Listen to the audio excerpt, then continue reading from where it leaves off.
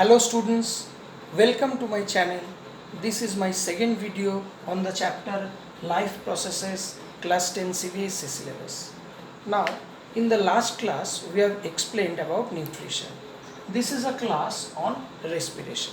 So first I will explain about the different process within the human body, how respiration takes place, and next I will discuss about the different types of respiration. Now students, in my last lecture, please go through my last lecture. In the last lecture, I have explained in details all about nutrition. So what was nutrition? Nutrition was just intake of food, and the food is absorbed, is broken down and absorbed in absorbable form and is mixed with the blood, and it is transported to different parts of the body. That means the food that we take in, it is broken down into absorbable form. Details I have already explained, and they mix with the blood and they are transported to all the body cells. Now, what is respiration? Respiration is basically breaking down of the food to release energy. Now, you know, human body requires energy for its metabolic activities and different and all other activities. So, what is respiration basically? In word, what? Respiration is breakdown of food, in bracket you can say glucose, to release energy. Okay, this is basically breaking down of the food to release energy. Now how it takes place? Students, when we talk about respiration, the respiration is concerned about two basic steps. Number one is breathing, and number two is respiration. Now what is breathing? Breathing is basically the gaseous exchange that takes place within our body. Suppose I take in oxygen in my body, and when the oxygen goes into my body, different activities are taking place within the body, and I release carbon dioxide. That is, this taking up of oxygen and releasing of carbon dioxide, this external process, this is breathing. This is basically breathing, that is exchange of gases. And what is respiration? Respiration is when we take in the oxygen, it goes into our body, it mixes with the blood, then it goes to the cell, it breaks down, and after the oxidative breakdown, again the carbon dioxide comes out through a nasal passage or mouth. We call it the entire process of respiration. Now first let me explain human respiration. Student, you can see this diagram. First I will explain you the diagram. What happens is that this is the nasal passage. So oxygen enters through the body through this passage. Okay, this is the nasal passage. Then from the nasal passage it comes down. This is the pharynx. Now what is pharynx? This part is pharynx. What is pharynx? I tell you what is pharynx. Pharynx is the junction point between the alimentary canal and the respiratory canal, means the trachea. So pharynx is the point from where basically the alimentary canal and the respiratory system divides. There is an epiglottis in this pharynx, and through the opening of the epiglottis, the means the food and the air is diverted in different direction. So next to pharynx is larynx. What is larynx? Students, larynx is the voice box. So with the help of the larynx, we create the sound. The way I am talking now, this voice is coming from the larynx. This box, through the vibration of the vocal cord in the larynx, we produce sound. Okay. Then it comes down, and this is trachea. Trachea is the path through which the oxygen enters. This is the path for the gaseous exchange. Now after the trachea, you can see some ring-like structures, right? You can see some ring-like structures over here. This is called ring of cartilage. Ring of cartilage. Now what is this ring of cartilage? This ring of cartilage is just ring like structure like this, so that this trachea do not collapse. It prevents the trachea from collapsing, so that the gases, there is always a path available for the gases to enter in the body. So the ring of cartilage is important because it prevents the trachea from collapsing. Now, after the ring of cartilage in the trachea, it divides into two branches into the two lungs. These are the two lungs of the body. Now, this trachea divides into two branches, one on this side and the other on this side. This is called bronchi. You can refer this. One part I have just given a broad picture of one part over here. This is bronchi. Now, this bronchi again subdivides into different branches. As you can see, these are called bronchioles. So bronchi to bronchioles, and these bronchioles again terminate at the end with balloon-like structures, round balloon-like structures. These are called alveoli. These are alveoli. So I again repeat, the oxygen enters through the nasal passage, then it comes down, then is the pharynx, then is the larynx, and through the trachea the oxygen come in, and there is ring of cartilage in the trachea which prevents the trachea from collapsing, and this trachea comes and it divides into two branches which is known as bronchi. This bronchi in the two lungs, and each bronchi subdivides into numerous small branches. These are called bronchioles, and each bronchioles terminated at the end with numerous round, smaller, balloon-like structure which is known as alveoli. Now students, I tell you, now suppose I take in oxygen, the oxygen comes down, then from the trachea it comes to each of the lungs, and from the bronchi it comes to bronchioles, and ultimately it comes to the alveoli. Now what happens, these alveoli are connected to the blood vessels. These alveoli are connected to the blood vessels. Okay. So the oxygen, what happens? The oxygen are mixed with the blood. Now, normally the oxygen cannot mix with the blood. What happens is that blood has RBC, you already know. Now this RBC contains hemoglobin. This hemoglobin are the iron containing red colored pigment of blood. Now blood has RBC, and within RBC there is hemoglobin.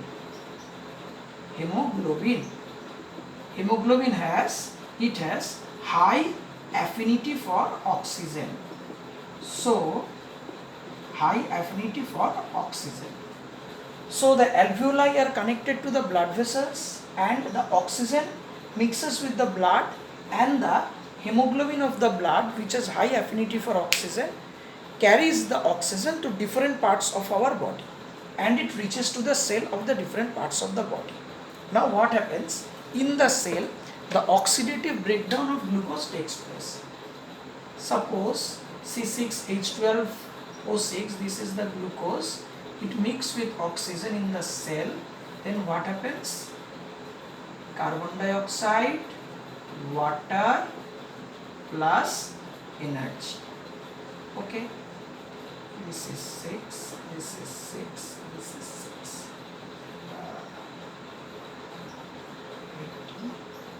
Okay. So this actually takes place. In the cell, the glucose molecules present there is mixed, they get mixed with the oxygen, and the oxidative breakdown takes place. This breakdown takes place. This is breakdown. And what happens? It is converted to carbon dioxide, water vapor, and energy. It releases energy.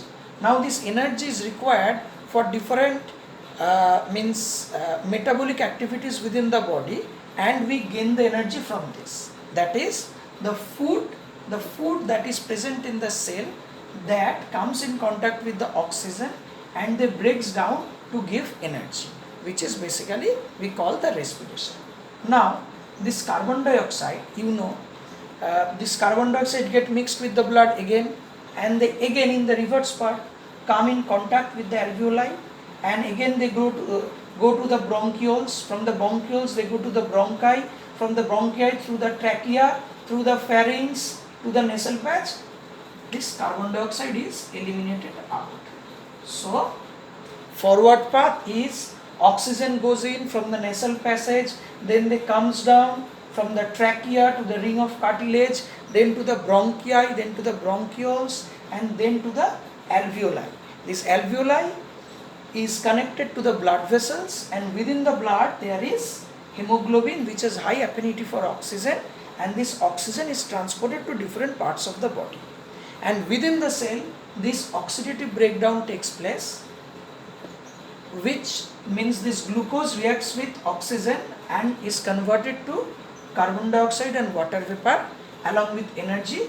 This carbon dioxide get mixed with the blood, and in the reverse part, that means they come in contact with the alveoli, then to the bronchioles, then to the bronchi, and through the trachea it comes out. So oxygen goes in and carbon dioxide comes out. So this is the basic process. Now students, when I take in oxygen, what happens? This is the diaphragm. Diaphragm means it gives an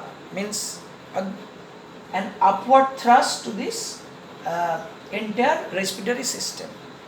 Below, there is the alimentary canal, the stomach, the intestine, liver, all these things are below diaphragm. So whenever we take in air, what happens? This diaphragm expands and we get a large volume. So oxygen comes inside the body, goes inside, and then the oxidative breakdown of glucose takes place, and whenever carbon dioxide comes in contact here, what happens? This diaphragm relaxes, means it goes up. So we exhale out carbon dioxide. Okay students, so this is in a nutshell the basics of human respiratory system. One thing I forgot to mention, that is within the nose there are some hairs. Hairs are just like this. It prevents dust and other impurities to go inside the body. Also there is mucus present over here, which prevents the entry of unwanted particles inside the body. So this hair and the mucus, it acts as a filter within the body. And this alveoli has a larger surface area. So it helps to absorb carbon dioxide, means it gives out carbon dioxide to the blood vessels, and it these alveoli are balloon-like structures. It have a larger surface area. So due to a bigger surface area, it has high affinity for giving out oxygen while taking out the oxygen in the forward process, and in the later process it has due to its bigger surface area, it takes in carbon dioxide, which is released through the nose. And this hemoglobin, these are the respiratory pigments, iron containing red colored pigments present within the RBC, and these are called respiratory pigments. Students, I have already told you what is respiration and how respiration takes place in human beings, within human body I mean. But respiration can be of two types. One is aerobic respiration and another is anaerobic respiration. Very simple. Aerobic respiration is the respiration which takes place in presence of oxygen. That is within human body. We take in oxygen and give out carbon dioxide. That is aerobic respiration. That is presence of oxygen. And what is anaerobic respiration? Anaerobic respiration is that respiration which takes place in absence of oxygen. Now, I will explain you how oxygen helps. Presence or absence of oxygen gives different products after respiration. At first, glucose is there in the body. This glucose, the formula of glucose is C6H12O6. So it is a 6 carbon compound. 6 molecules of carbon is there. Now, the very first step that takes place in the cytoplasm of the cell, what happens? Within the cytoplasm of the cell, the glucose molecules breaks up into pyruvate. P-Y-R-U-V-A-T-E, pyruvate. What is pyruvate? Pyruvate is 3 molecules of, it's a 3 carbon molecule compound. It's called pyruvate. It takes place in cytoplasm. Now, normally respiration takes place in 2 steps, that is glycolysis and Krebs cycle. But in your syllabus, these steps are not mentioned. Whatever that is mentioned, I am just explaining you those things. Here, the glucose molecules is a 6 carbon compound. It is converted to pyruvate, which is a 3 carbon molecule compound in the cytoplasm of the cell. Now what happens next? Suppose, first let me start with what happens in our body, which I have already explained. In the mitochondria of the cell, you know what is mitochondria? Mitochondria is known as the powerhouse of the cell, because maximum energy is released in this part of the cell. This is mitochondria. In the mitochondria of the cell, what happens? In presence of oxygen, the glucose is oxidized to carbon dioxide, water, and releases energy. Now what happens in absence of oxygen? In absence of oxygen, it takes place in yeast. Example, there are many microorganisms where anaerobic respiration takes place. We call it fermentation in some cases, like in the case of yeast. So in absence of oxygen, what happens? The pyruvate gets broken down into ethanol, carbon dioxide, and releases energy. But since oxygen is not there, this energy is less than what we expect in presence of oxygen. This energy amount is very less. Now suppose a condition where oxygen is used, but oxygen is less than what it is required.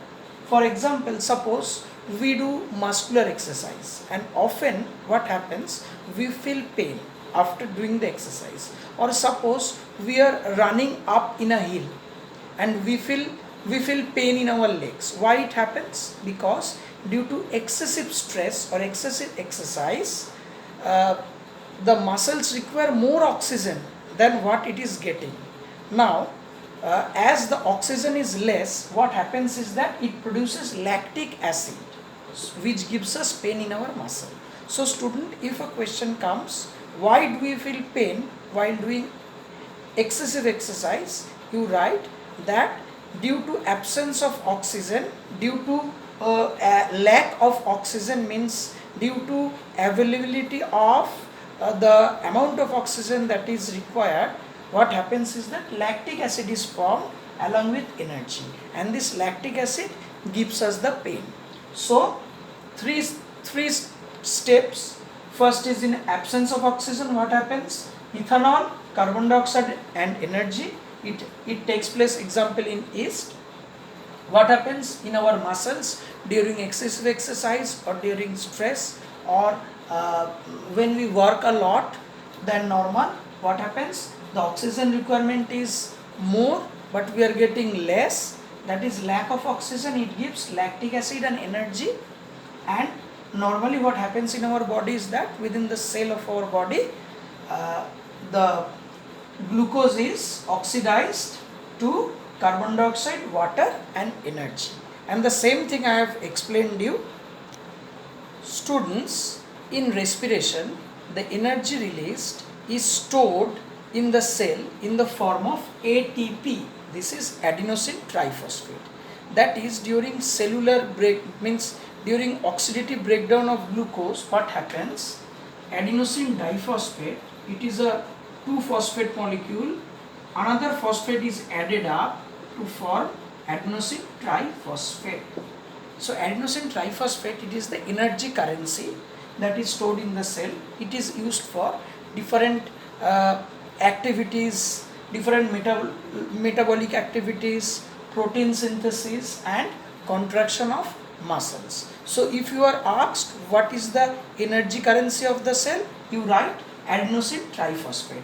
And from where it the adenosine triphosphate is converted, you say that from adenosine diphosphate another phosphate molecule is added up and this energy currency ATP is formed. In the cell the energy is stored in the form of ATP. Okay. Students, another two very important questions. First is why it is not advisable to stay under the shade of a tree at night. You write that we know that at night only plants evolve carbon dioxide because photosynthesis can only take place during day, and during photosynthesis only we know oxygen is evolved as a byproduct. At night only respiration occurs in plant, hence carbon dioxide is evolved, hence it is not advisable for any human being to stay under the shade of a tree for a long time. Another very important question, why fishes have a larger respiratory rate than other terrestrial animals? What happens? Why? Because oxygen has a less dissolving capacity in water. Oxygen has a less dissolving capacity in water. So what happens? The fishes or the aquatic animals, when they require oxygen, they have to try to take the oxygen more and more time. That's why the respiratory rate, the breathing rate of fishes, of the aquatic animals is more, so that they can take in more oxygen from the water in respect to the terrestrial animals. So students, this is all about the respiration. Hope you have enjoyed the class. If you have any problem, please let me know. I will again explain you. Thank you.